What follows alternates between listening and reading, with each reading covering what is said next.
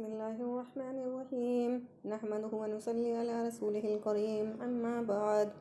حضرت عمر بن خطاب رضی اللہ عنہما فرماتے ہیں، ایک دن ہم رسول اللہ صلی اللہ علیہ وسلم کی خدمت میں بیٹھے ہوئے تھے۔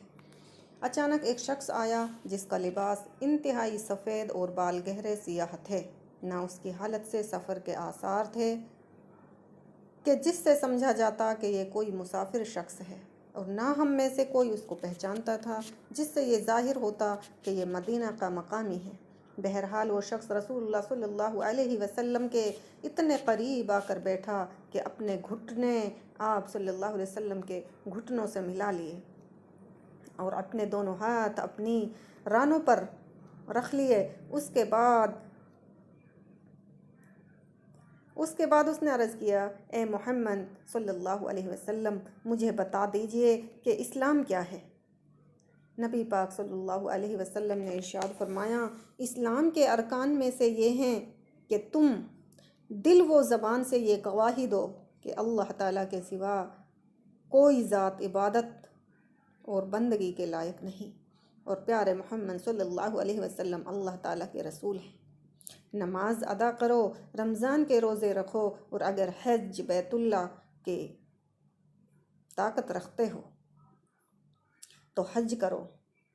یہ سن کر اس شخص نے کہا، آپ نے سچ فرمایا، آپ نے سچ فرمایا، آپ نے سچ فرمایا۔ حضرت عمر رضی اللہ عنہما فرماتے ہیں کہ ہمیں اس شخص پر تعجب ہوا کہ سوال کرتا ہے گویا یہ جانتا نہ ہو، اور پھر تصدیق بھی کرتا ہے جیسے پہلے سے جانتا ہو۔ پھر اس شخص نے عرض کیا، مجھے بتائیے کہ ایمان کیا ہے؟ آپ پیارے نبی پاک صلی اللہ علیہ وسلم نے ارشاد فرمایا، ایمان یہ ہے کہ تم اللہ تعالیٰ کو، ان کے فرشتوں کو، ان کی کتابوں کو، ان کے رسولوں کو اور قیامت کے دن کو دل سے مانو اور اچھی بری تقدیر پر یقین رکھو۔ اس شخص نے عرض کیا، آپ نے سچ فرمایا، آپ نے سچ فرمایا۔ پھر اس شخص نے عرض کیا، مجھے بتائیے کہ احسان کیا ہے؟ آپ صلی اللہ علیہ وسلم نے ارشاد فرمایا، احسان یہ ہے کہ تم اللہ کی عبادت اور بندگی اس طرح کرو گویا تم اللہ تعالیٰ کو دیکھ رہے ہو۔ اگر یہ کیفیت نصیب نہ ہو تو پھر اتنا تو دھیان میں رکھو کہ اللہ تعالیٰ تمہیں دیکھ رہے ہیں۔ پھر اس شخص نے عرض کیا، مجھے قیامت کے بارے میں بتائیے کہ کب آئے گی؟ آپ صلی اللہ علیہ وسلم نے ارشاد فرمایا، اس بارے میں جواب دینے والا سوال کرنے والے سے زیادہ نہیں جانتا۔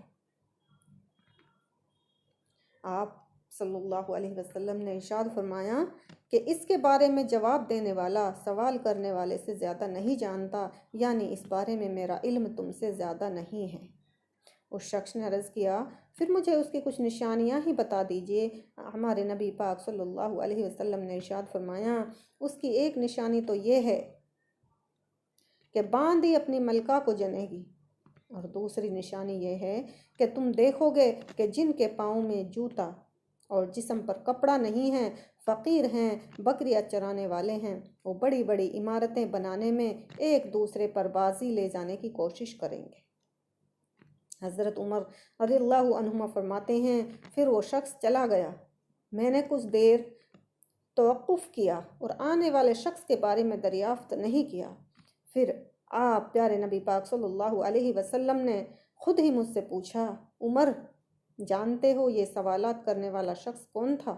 میں نے عرض کیا، اللہ اور اس کے رسول ہی زیادہ جانتے ہیں۔ رسول اللہ صلی اللہ علیہ وسلم نے ارشاد فرمایا، یہ جبرائیل امین تھے جو تمہارے پاس تمہارا دین سکھانے کے لیے آئے تھے۔ سبحان اللہ۔ حدیث شریف میں قیامت کی نشانیوں میں باندی کا اپنی ملکہ کو جننے کا مطلب یہ ہے کہ قیامت کے قریب والدین کی نافرمانی عام ہو جائے گی، یہاں تک کہ لڑکیاں جن کی طبیعت میں ماؤں کی اطاعت زیادہ ہوتی ہے وہ بھی نہ صرف ماؤں کی نافرمان ہو جائیں گی بلکہ الٹا ان پر حکم چلائیں گی جس طرح ایک ملکہ اپنی باندی پر حکم چلاتی ہے۔ اسی کو رسول پاک صلی اللہ علیہ وسلم نے اس عنوان سے تعبیر فرمایا ہے کہ عورت اپنی ملکہ کو جنے گی، دوسری نشانی کا مطلب یہ ہے کہ قیامت کے قریب مال و دولت ان لوگوں کے ہاتھ میں آ جائے گا جو اس کے اہل نہیں ہوں گے، ان کی دلچسپی اونچے اونچے مکانات بنانے میں ہوگی اور اسی میں ایک دوسرے پر بازی لے جانے کی کوشش کریں گے۔ اللہم حافظ۔ حضرت حسن رحمۃ اللہ علیہ فرماتے ہیں، رسول پاک صلی اللہ علیہ وسلم سے بنی اسرائیل کے 2 شخصوں کے بارے میں پوچھا گیا کہ ان دونوں میں کون افضل ہے۔ ان میں سے ایک عالم تھا جو فرض نماز پڑھ کر لوگوں کے خیر کی باتیں سکھانے میں مشغول رہتا تھا۔ آمین۔